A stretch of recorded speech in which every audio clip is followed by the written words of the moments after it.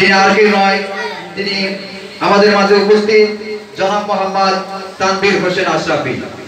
জনাব মোহাম্মদ তানভীর হোসেন আশরাফি বিশিষ্ট সমাজকর্মী ও প্রতিষ্ঠাতা পরিচালক বাংলাচল।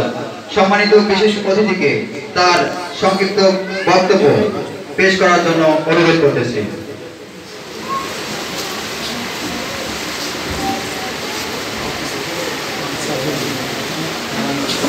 अस्सलामु अलैकुम नहमदुहु व नस्तईनुहु औज़ु बिल्लाहि मिनश शैतानिर रजीम बिस्मिल्लाहिर रहमानिर रहीम।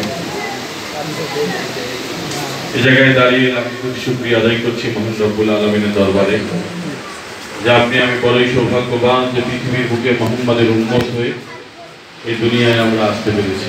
সবাই বলি আলহামদুলিল্লাহ।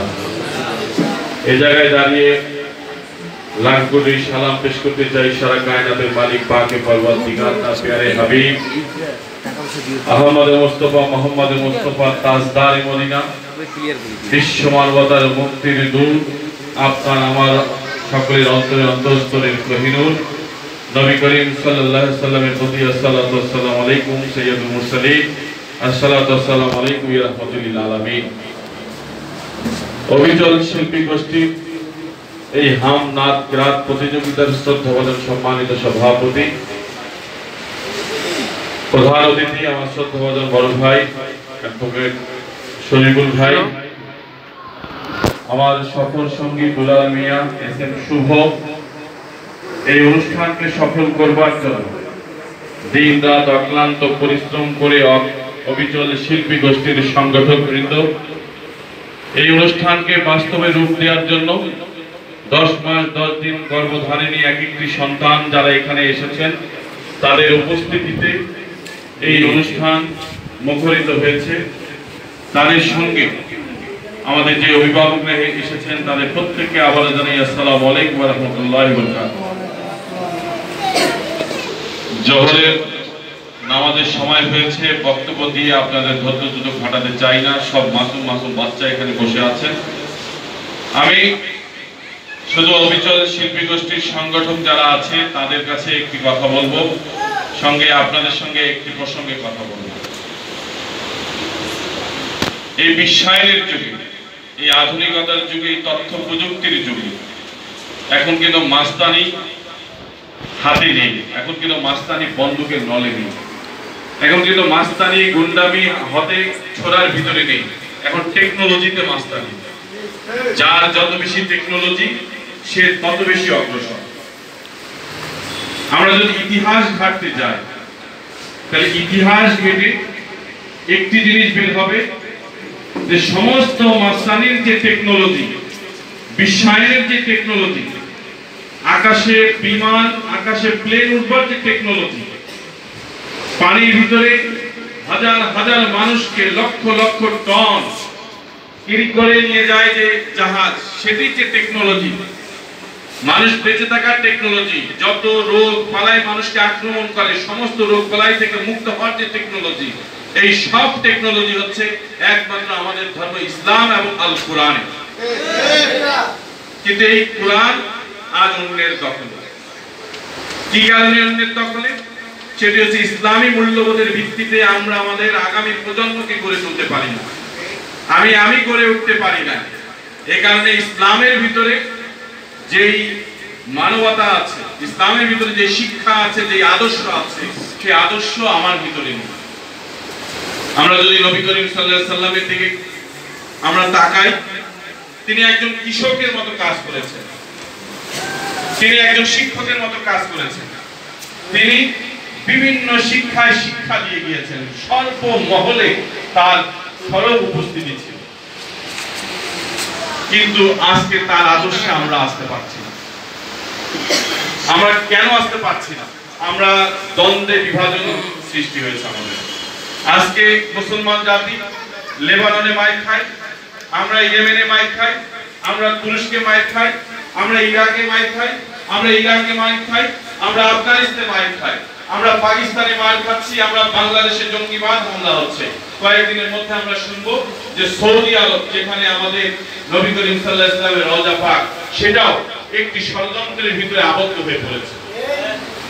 তাহলে এই ষড়যন্ত্রকে বের হতে গেলে একজন সাহসী যুবকের প্রয়োজন। সেই সাহসী যুবক থেকে পাবো আমরা এই অবিচল গোষ্ঠীর এরকম অনুষ্ঠানের মধ্য দিয়ে আমরা পাবো। আমি এখানে যারা আয়োজন করেছে তাদের কাছে উদাত্ত আহ্বান রাখবো যে শুধুমাত্র এই সংগঠন করে সংগঠনের নামকে বাঁচিয়ে রাখবার জন্য এই অনুষ্ঠান যেন না ধারাবাহিকভাবে হয়। আপনার যতটুকু সামর্থ্য আছে ততটুকুর ভিতরে আপনি আপনার সামর্থ্য অনুযায়ী যে বাচ্চারা আছে তাদেরকে নিয়ে এসে তাদের প্রতিভার বিকাশ করা। এই ক্রেস্টের দাম হয়তো 3 থেকে 400 টাকা, কিন্তু এই ক্রেস্টটি যখন একটি বাচ্চা পাবে সে কিন্তু আগামীতে বড় চেয়ার জায়গায় যাওয়ার মতো কিন্তু স্বপ্ন সে তৈরি করে নেবে। আমরা চাই এরকম অনুষ্ঠান হোক। আমি জানি আমাকে অতিথি করা হয়েছে, আমার মতো তানভীরকে অন্তত 20 বার ফোন দেওয়া হয়েছে। এটি হচ্ছে আমাদের মানসিকতার সমস্যা। তা আমরা হতাশায় থাকতে চাই না, আমরা সুন্দরভাবে আমরা আমাদের জীবনকে তৈরি করতে চাই, ইসলামী আদর্শে আমরা মানুষ হতে চাই। আর তোমরা যারা আছো তোমাদের উদ্দেশ্যে একটি কথা বলে আমি বিদায় নিব। অনেক মাদেরকে অনেক বাবাদেরকে দেখতে পাচ্ছি, আপনারা মন খারাপ করবেন না, বেয়াদবি নেবেন না, কণ্ঠে কাটার যদি আমার প্রস্তাব লাগে সেই প্রস্তাবে যন্ত্রণা আজকের অভিযানের সম্মানিত সভাপতি প্রধান অতিথি আমার সঙ্গে টকপকে তৌজওয়ান দুলাল মিয়া, যদি কেউ আক্রমণ করে বুক চেঁচিয়ে দেবে, বন্দুকের নল দিয়ে হলেও যে গুলি খাবে তাও তানভীর ভাইকে রক্ষা করে সেই দুলাল কারো ক্ষমতা নাই যে প্রস্তাব আধা ঘন্টা 1 ঘন্টা আটকানো। প্রশ্ন করো তো তোমাদেরকে, প্রশ্ন করি তো আমি আমাকে নিজেকে, যে সামান্য কিছু প্রস্তাবের যন্ত্রণা আধা ঘন্টা 1 ঘন্টা আটকে রাখতে পারি না। আর তুমি আমি যে মায়ের কোল থেকে জন্মগ্রহণ করেছি সেই মা কিন্তু তোমাকে আমাকে আধা ঘন্টা 1 ঘন্টা পেটে ধারণ লালন করে। সেই মা কিন্তু তোকে আমাকে 1 2 3 10 দিন পেটে ধারণ লালন করে নাই বন্ধুরা আমার, 10টি মাস পেটে গর্ভ ধারণ করেছে।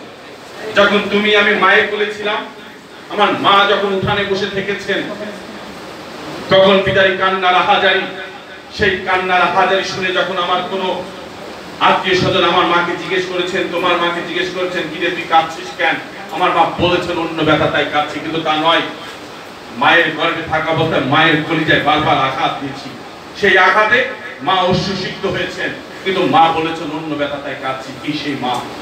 যখন তুমি আমি মায়ের কোলে ছিলাম, তোমার বাবা আমার বাবা রোদে বন্যায় খরা হুঙ্কার দিয়ে অর্থ উপার্জন করেছেন, কৃষক হয়ে মাঠে ফসল ফলিয়েছেন, অটো চালিয়েছেন, রিক্সা চালিয়েছেন, ভ্যান চালিয়েছেন, পান বিক্রি করেছেন, মসজিদের ইমামতি খতিবগিরি করেছেন, সরকারি চাকরি করেছেন, শিক্ষকতা করেছেন, সাংবাদিকতা করেছেন, অথবা ধান্দাবাজি করে নিয়ে এসে টাকা নিয়ে এসে তোমার মাকে আমার মাকে এবং আমাদেরকে খাইয়েছেন।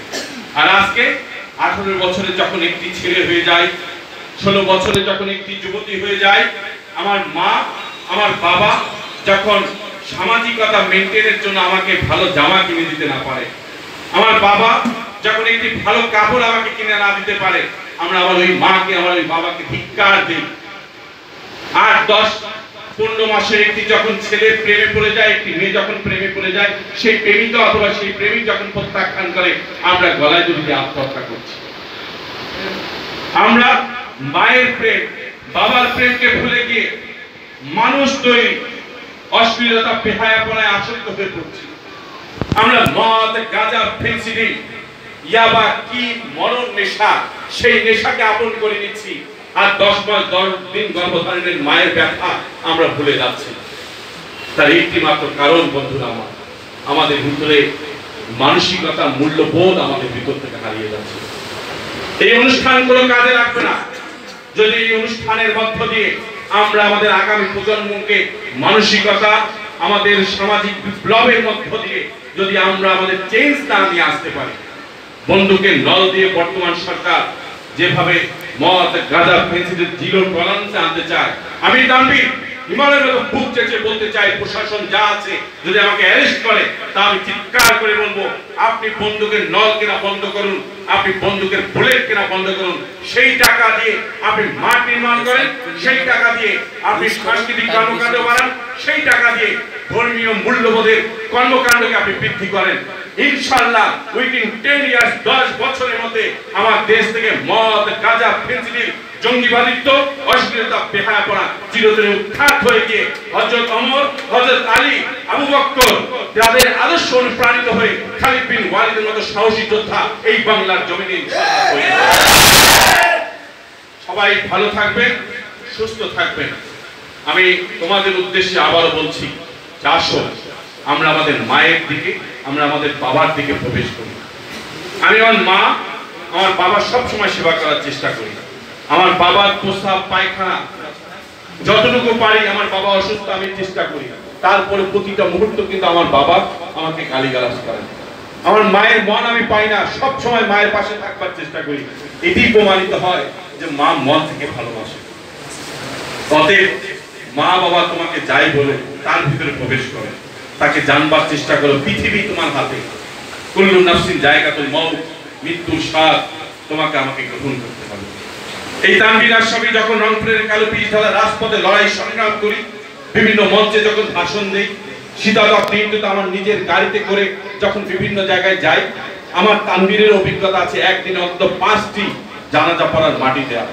রংপুর মেডিকেল কলেজের 3য় বর্ষের একজন শিক্ষার্থী ডাক্তার শামসুজ্জামানের ছেলে, তার বাসায় আমাদের দাওয়াত ছিল। আমরা প্রস্তুতি গ্রহণ করছিলাম যে আজকে মাগরিবের পূর্ব মুহূর্তে ইফতারের সময় তার বাসায় গিয়ে আমরা দাওয়াত খাবো। সেই ছেলেটি 20 মেগাওয়াটের ওখানে একটি পুকুরে গেল, পানিতে ডুবে মারা গেল। কি সেই জীবন! আমাদের সংগঠন বাংলার চোখ মিজানুর রহমান মিজান করে, ওনাদের ওইখানে বাসা বাহার কাছনা। সেই ছেলেটি একটি কোচিং করায়, 100-200 টাকা পায় শুধুমাত্র 1 মাস পড়িয়ে। তার ওখানে পড়বার জন্য একটি বাচ্চা মেয়ে আসছিল, ট্রলার ধাক্কা দিয়ে তাকে নির্মমভাবে হত্যা করে চলে যায়। তো মানুষ যে কখন কোথায় আমরা চলে যাব। তো যতদিন পৃথিবীর বুকে বেঁচে আছি, ইনশাআল্লাহ ধর্মীয় মূল্যবোধ, মা বাবার প্রেম, ইসলামী আদর্শ যেন আমরা গড়ে উঠতে পারি, সেই আশা সেই প্রত্যাশা ব্যক্ত রেখে আপনাদের সকলের প্রতি শুভেচ্ছা কৃতজ্ঞতা জানিয়ে বিদায় নিচ্ছি। ভালো থাকবেন, সুস্থ থাকবেন, নিজ দায়িত্বে নিরাপদ থাকবেন। আল্লাহ হাফেজ।